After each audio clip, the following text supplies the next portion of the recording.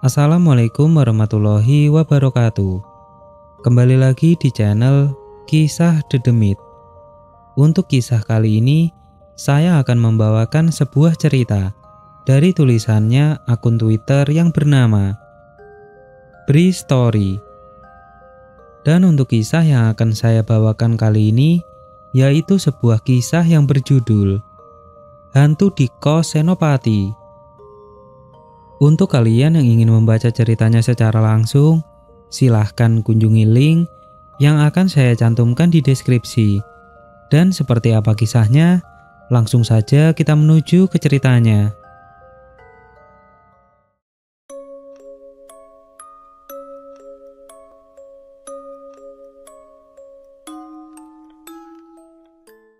Tempat baru, suasana baru, seharusnya menyenangkan. Tapi kita harus sadar kalau semua tempat pasti punya sejarah di belakang, termasuk tempat kos. Seorang teman akan bercerita kisah seramnya yang dialaminya di tempat kos Senopati Jakarta. Jakarta, kota metropolitan yang sama sekali belum pernah aku kunjungi. Kota besar dengan tingkat keruwetan di level tertinggi. Tapi apa mau dikata, garis hidup menuntun aku untuk tinggal dan mencari nafkah di ibu kota negara ini. Aku Ovi, perempuan 28 tahun asal Jambi. Sudah 4 tahun lebih jadi penduduk ibu kota sejak lulus kuliah dulu. Mau gak mau, aku jadi terbiasa dengan ritme hidup dan suasana Jakarta. Mungkin sama dengan banyak orang yang juga berstatus sebagai pendatang. Waktu awal tinggal di Jakarta, aku harus melewati masa adaptasi yang sangat berat. Suasana lingkungan, orang-orangnya, ritme hidup, semua sangat berbeda dengan yang aku rasakan dan alami sejak kecil di kampung halaman. Semuanya berbeda jauh, termasuk masalah tempat tinggal.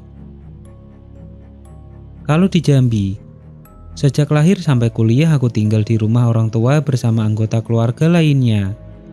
Di Jakarta, aku harus kos, sendirian tinggal di tempat baru, dan lingkungan baru. Ngomong-ngomong tentang kos, selama ini aku sudah merasakan 3 tempat berbeda. Berpindah dengan segala pertimbangan dan penyebabnya. Kenapa aku bisa sampai 3 kali pindah kos? Pindah dari kos pertama karena awalnya aku memang buru-buru untuk segera dapat tempat tinggal. Jadi, ya aku agak sembarangan memilih tempat kos. Dengan pikiran, ya sudahlah, yang penting ada tempat tinggal dulu. Dan hasilnya, aku nggak betah dengan lingkungannya. Terlalu bebas menurutku. Nggak lama, hanya 3 bulan akhirnya aku memutuskan untuk cari kos baru. Tempat kos kedua, tempatnya enak, homey banget. Letaknya di tengah kota. Tapi hanya sekitar 6 bulan saja aku tinggal di tempat ini. Kok cuma 6 bulan? Karena nggak tahan dengan ketakutan konstan yang aku alami. Sampai akhirnya aku menemukan tempat kos ketiga di daerah Gandaria. Sampai sekarang aku masih tinggal di tempat ini. Nah, malam ini aku akan cerita tentang pengalaman yang aku alami ketika tinggal di tempat kos yang kedua. Tempat kos yang sangat nyaman. Seperti yang aku bilang tadi, hanya sekitar 6 bulan aku tinggal di sini. Sebentar? Enggak, itu cukup lama bila melihat perjalanannya.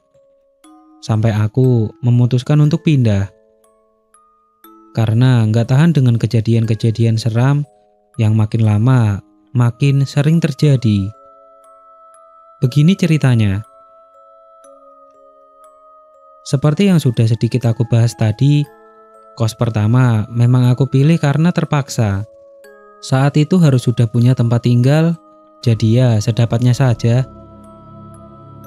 Dan benar, di situ aku sama sekali nggak betah. Sudah lokasinya jauh dari tempat kerja, agak kumuh. Pokoknya banyaklah hal yang akhirnya memaksaku untuk mencari kos baru dan pindah secepatnya. Ya sudah, dengan bantuan dari OB kantor, aku akhirnya menemukan kos yang menurutku cukup nyaman. Sangat nyaman malahan. Dari beberapa tempat kos sebelumnya yang aku survei, rumah kos inilah yang paling nyaman. Ditambah letaknya relatif dekat dengan kantor. Perusahaan tempatku bekerja berkantor di salah satu gedung di kawasan SCBD. Sementara tempat kos yang aku taksir ini letaknya di Senopati. Benar-benar dekat. Kalau mau rela untuk sedikit berkeringat, maka aku bisa saja berjalan kaki pulang pergi kantor. Cukup sekali berkunjung dengan tujuan survei untuk melihat keadaannya. Aku langsung memutuskan untuk segera pindah ke tempat baru ini. Hingga pada satu hari Sabtu di bulan Mei 2016, aku pindah ke tempat yang baru, tempat kos keduaku di Jakarta. Kos ini berbentuk rumah besar, rumah yang letaknya di tengah-tengah perumahan yang besar juga. Bisa dibilang perumahan orang kaya. Akan tetapi, untuk wilayah kota besar, perumahan ini cukup sepi. Jalan kompleknya cukup lebar dengan pohon rindang di kanan kiri. Jarang sekali terlihat penghuninya berinteraksi di luar rumah. Paling hanya mobil mewah keluar masuk garasi dari setiap rumahnya. Selebihnya ya sepi.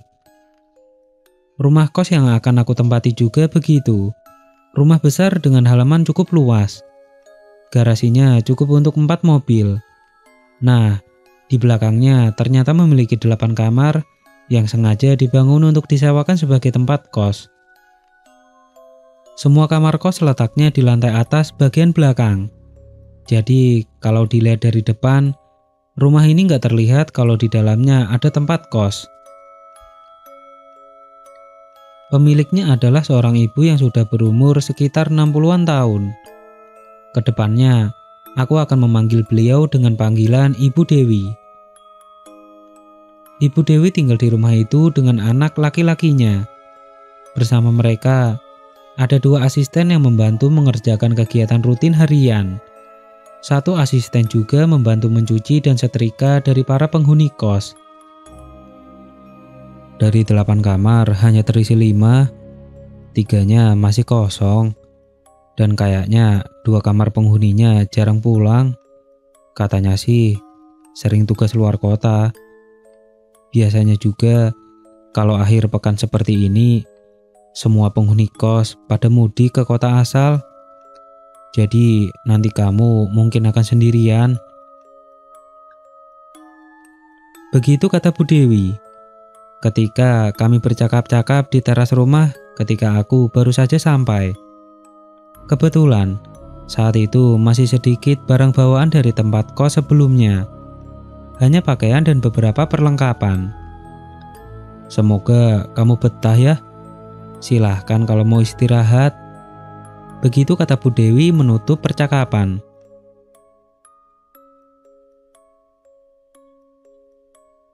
Cukup panjang lebar percakapan kami sore itu. Banyak informasi baru yang aku dapatkan setelahnya.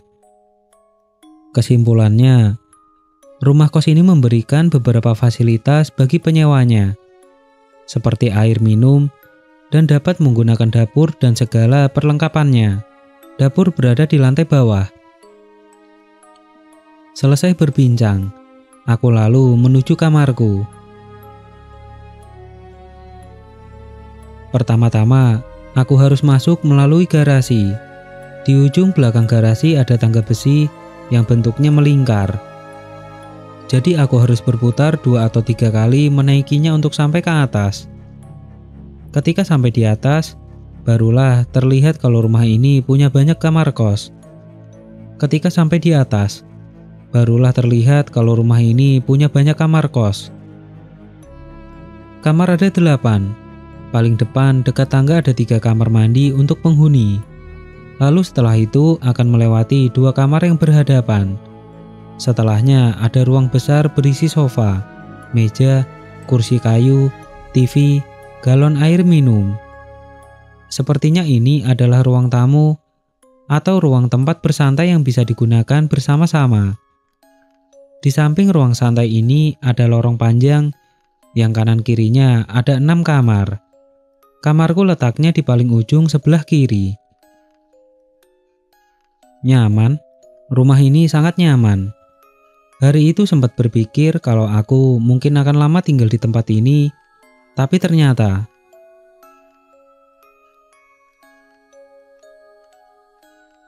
nggak memakan waktu lama bagiku untuk membereskan barang-barang.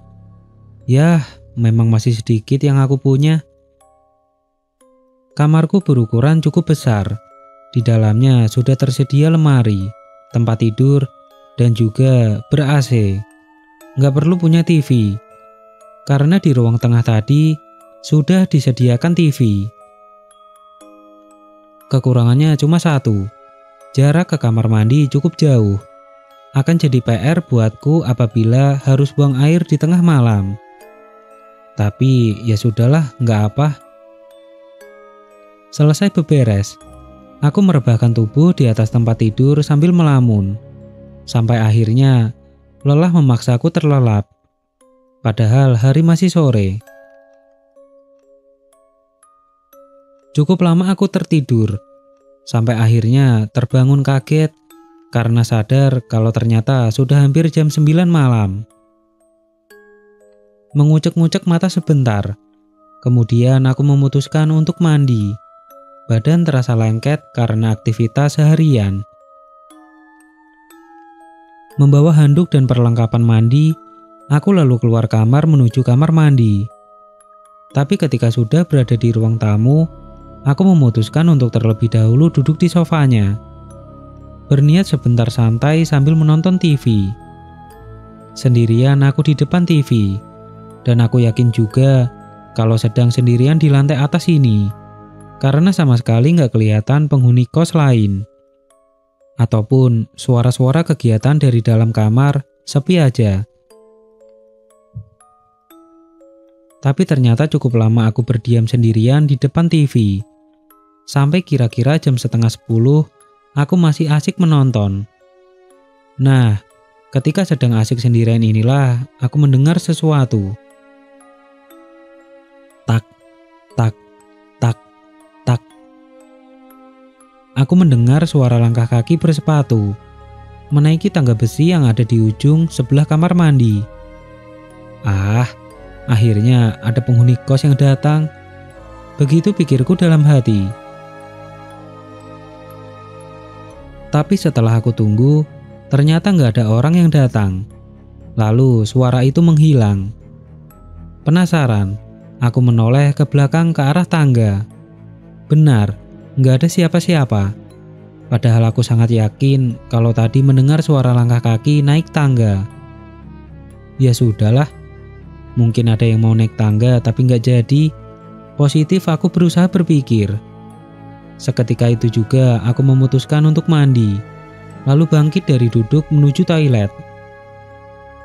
Ada 3 kamar mandi, aku memilih yang paling pinggir dekat tangga.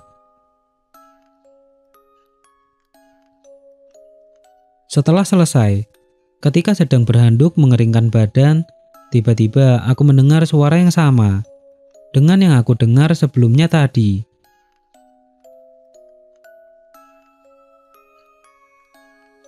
Suara langkah kaki bersepatu itu terdengar lagi, sedang menaiki tangga. Kali ini suaranya lebih jelas, karena aku sedang di posisi sangat dekat dengan tangga. Aku yakin kalau itu suara orang sedang naik tangga.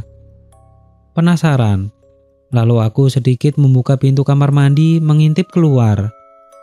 Benar, sepersekian detik aku sempat melihat kalau ada seseorang yang melintas berjalan. Lalu pandanganku terhalang dinding karena dia masuk lorong menuju ruang tamu.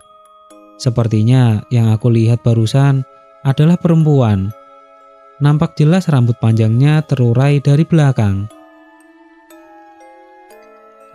Syukurlah ada penghuni lain yang akhirnya datang. Lagi-lagi aku merasa senang. Setelah selesai, aku kembali ke kamar untuk berpakaian. Sementara itu, Aku nggak melihat lagi perempuan yang tadi naik. Aku nggak tahu dia masuk ke kamar yang mana. Sudah malam juga, lebih baik besok saja kalau aku berniat hendak berkenalan. Sudah nyaris jam 11 nggak terasa. Sebelum tidur, aku berniat untuk mengambil air minum di ruang tamu. Persiapan kalau-kalau kehausan tengah malam nanti. Kemudian, sekali lagi aku keluar kamar menuju ruang TV. Ruang TV nggak terlalu terang, lampunya redup. Tapi cukup untuk melihat sekeliling dengan jelas. Aku lalu mengisi botol minuman dengan air putih dari galon. Setelah selesai, aku melangkah lagi ke kamar.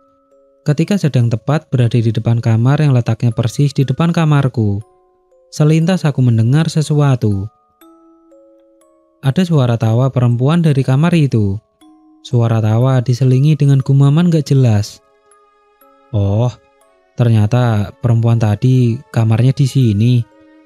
Begitu pikirku. Gak terlalu penasaran. Lalu aku masuk ke kamar dan menutup pintu. Di kamar gak langsung tidur. Karena sore tadi tidurku cukup lama.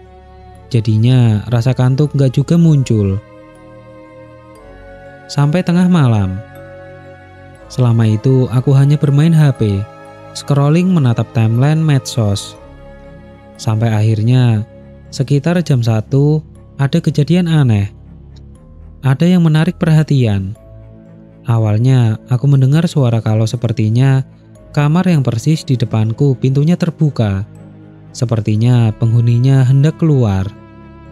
Tapi setelah pintu terbuka itu, gak kedengeran apa-apa lagi. Hening dan sepi. Sampai akhirnya aku mendengar ada suara perempuan sedang menangis. Iya, ada perempuan menangis. Aku lalu berdiri melangkah mendekati pintu. Mendekatkan telinga, menajamkan pendengaran. Coba menangkap suara dari luar. Benar, ada suara perempuan menangis terseduh-seduh. Bukan menangis dengan suara keras, tapi pelan tertahan. Aku yakin juga kalau suara itu asalnya bukan dari dalam kamar, tapi dari lorong depan. Ada perempuan sedang menangis di depan kamarku. Seketika itu juga batinku berperang, antara hendak membuka pintu, lalu melihat keluar atau membiarkan saja lalu kembali tidur. Tapi pada akhirnya aku memutuskan untuk membuka pintu. Perlahan kuraih gagang pintu, lalu memutarnya. Ada ragu dalam hati, makanya aku sangat pelan membuka pintu. Sampai akhirnya, pintu terbuka lebar. Lorong kamar kelihatan gelap. Penerangan hanya bersumber dari lampu yang ada di kamarku saja. Pandangan langsung kuarahkan ke kamar depan. Ternyata kosong. Nggak ada siapa-siapa. Nggak ada orang. Nggak ada perempuan menangis. Pintu kamar depan juga dalam keadaan tertutup rapat. Lalu, siapa yang menangis tadi? Tiba-tiba aku merinding. Seketika itu juga langsung menutup pintu. Di atas tempat tidur aku mulai ketakutan. Siapa perempuan yang menangis tadi? Entahlah.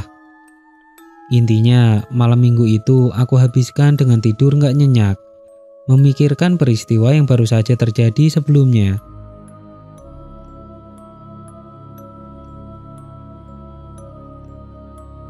Hari Minggunya.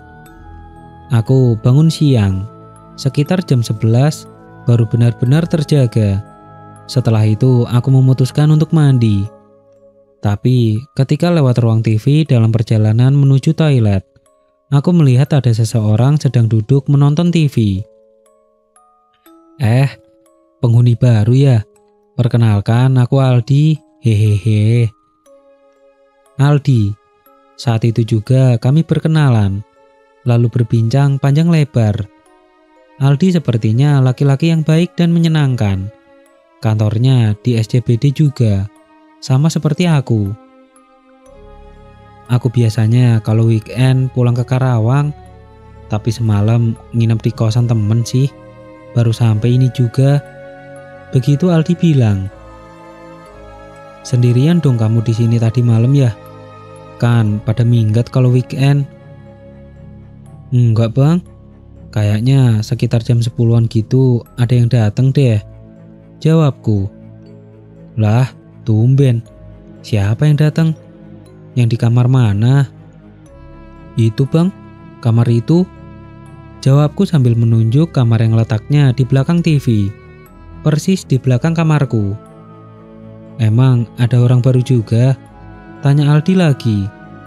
"Nggak tahu bang, setauku yang pindah kemarin cuma aku deh." "Oh gitu."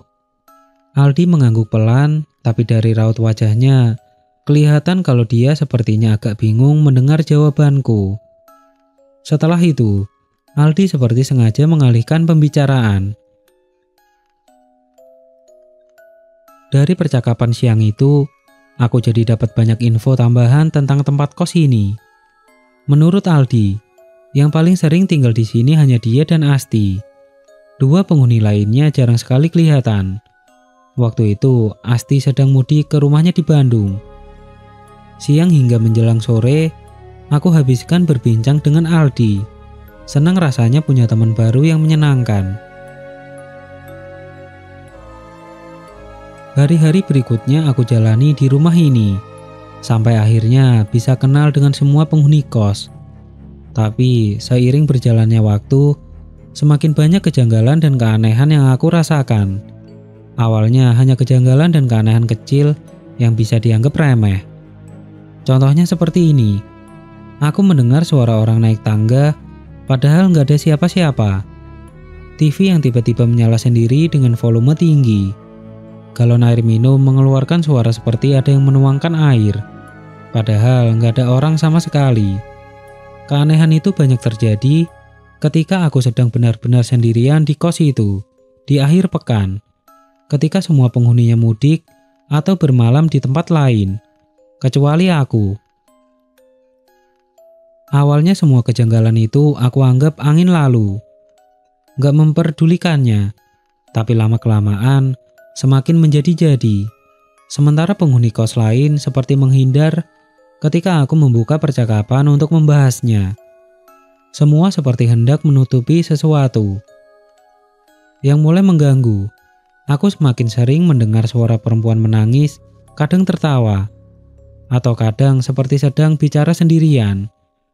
Semua itu aku mendengarnya dari kamar depan atau lorong depan kamar. Siapa perempuan itu? Aku nggak tahu. Karena ya itu tadi, penghuni lain nggak pernah mau menjelaskan. Ya sudah, aku anggap penghuni kamar depan. Mungkin salah satu penghuni yang sering keluar kota. Mungkin saja. Sampai akhirnya, ada kejanggalan sangat seram yang membuat aku memutuskan untuk pindah mencari kos lain. Aku masih ingat, waktu itu Jumat malam. Semua penghuni sudah meninggalkan tempat kos untuk pulang ke rumah masing-masing atau ke tempat lain. Tinggal aku sendirian seperti biasanya. Sepulang kerja, selesai beberes dan mandi, aku menghabiskan waktu di depan TV. Sendirian aku asik tertawa cekikikan karena kelucuan acara yang sedang tayang. Terkadang tawaku kencang karena saking lucunya. Waktu itu belum terlalu malam, masih jam 9. Tapi semakin malam acara TV semakin lucu dan menarik. Aku semakin sering tertawa cekikikan lepas. Sampai ketika aku harus mengecilkan volume TV karena mendengar ada yang aneh. Sepertinya beberapa menit terakhir aku nggak tertawa sendirian. Seperti ada suara tawa lain mengiringi tawaku. Seperti aku sedang tertawa berdua, entah dengan siapa. Setelah suara TV senyap, suasana menjadi hening. Nggak ada suara apa-apa. Ah, mungkin penghuni di bawah yang lagi cekikikan. Begitu pikirku kemudian. Ya sudah, aku lalu kembali menaikkan volume TV. Lalu asik menonton acaranya. Tapi sekitar jam 10 lewat, Tiba-tiba kantuk datang. Lelah tubuh membuatku nggak tahan lagi untuk terlelap. Akhirnya aku tertidur di sofa depan TV.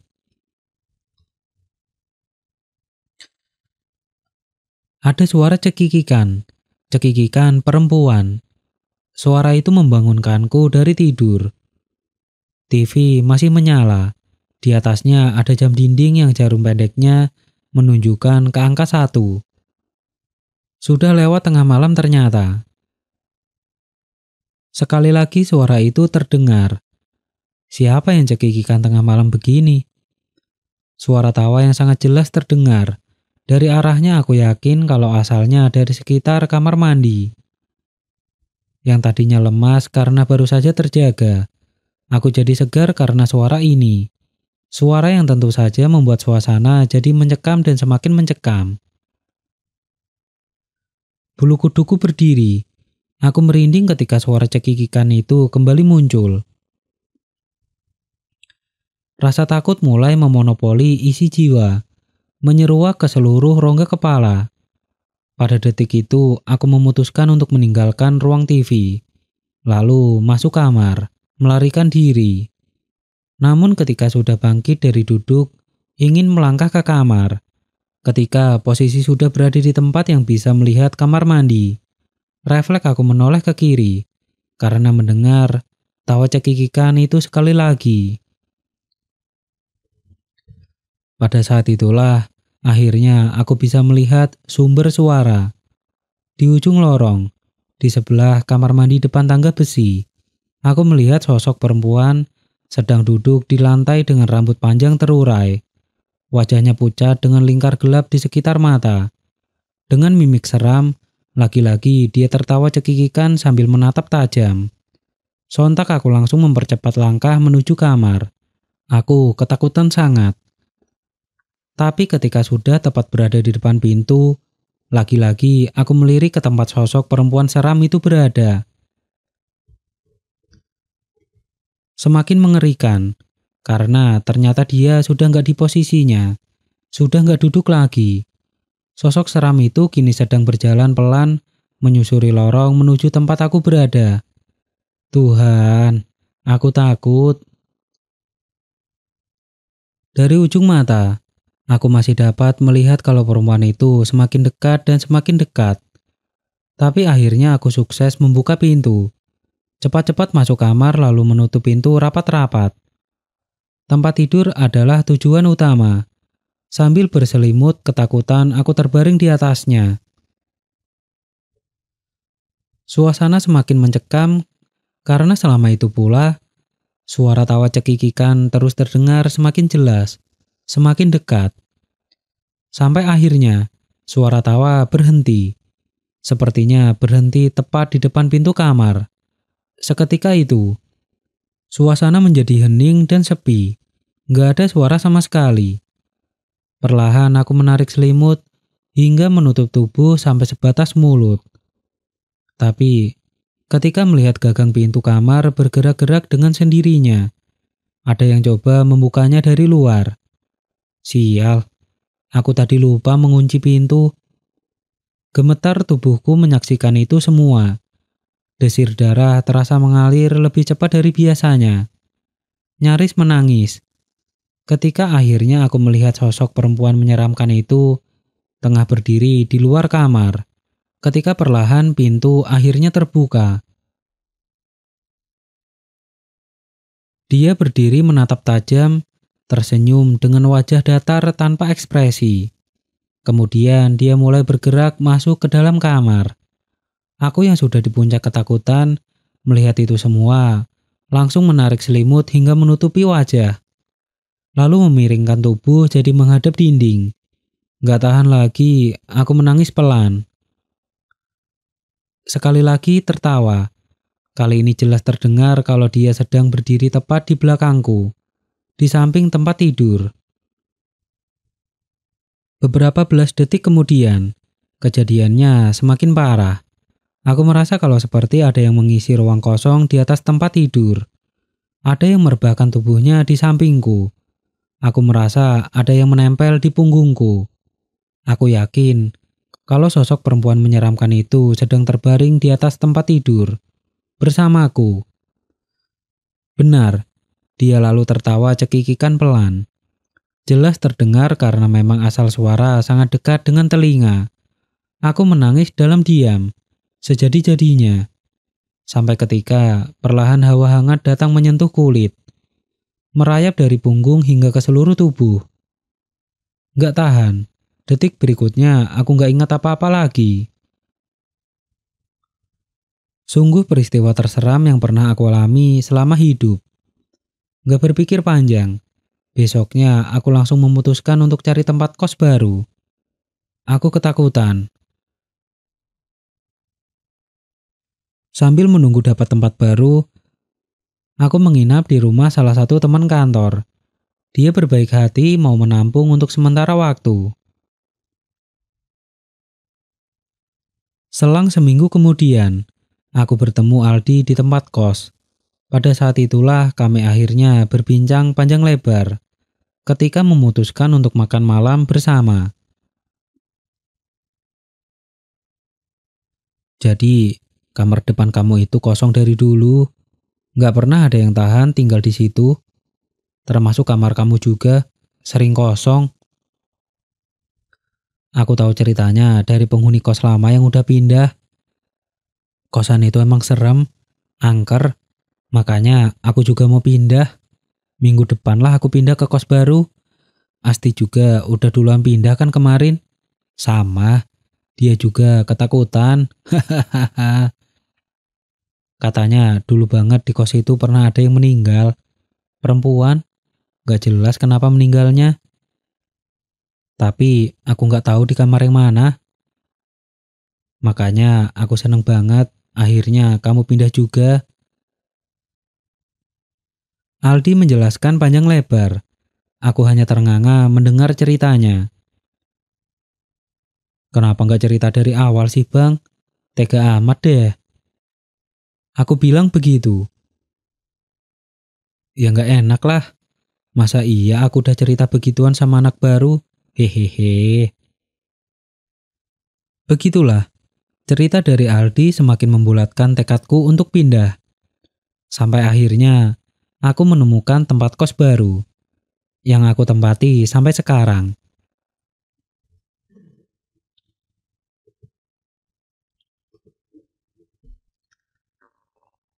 Sekian cerita kali ini. Untuk kalian yang punya cerita-cerita horor, bisa komen di bawah.